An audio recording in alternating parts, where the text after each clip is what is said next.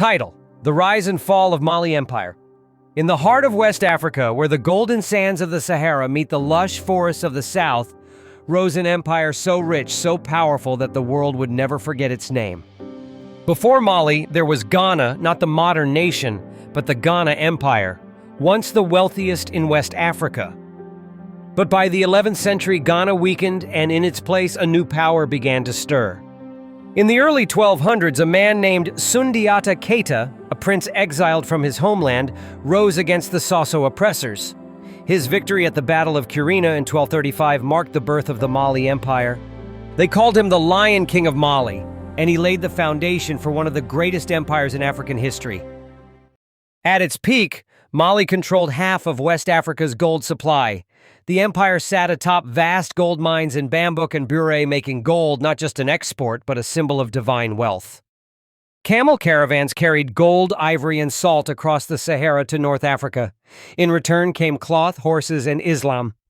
Mali's cities: Timbuktu, Gao, and Niamey grew into hubs of commerce and scholarship, where merchants bartered and scholars debated. The Niger River provided life to the empire, both trade and food. The empire became a center of wealth, culture, and religion, blending African tradition with Islamic influence. But golden ages don't last forever. After Mansa Musa's death, his successors struggled to control the vast empire.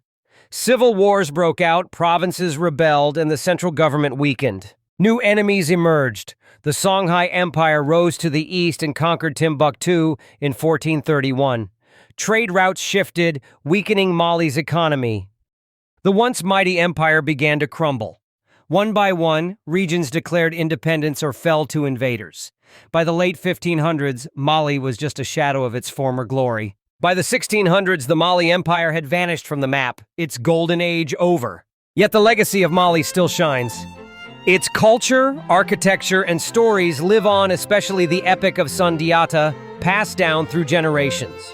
Timbuktu's ancient manuscripts still exist, holding knowledge once shared in its golden libraries.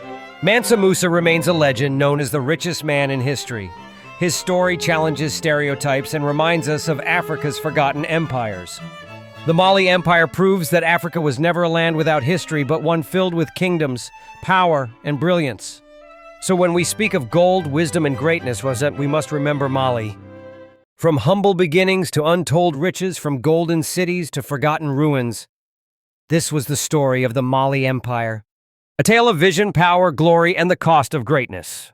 Subscribe to Whisper of History for more epic documentaries and deep dives into the past. What empire should we explore next? Let us know in the comments.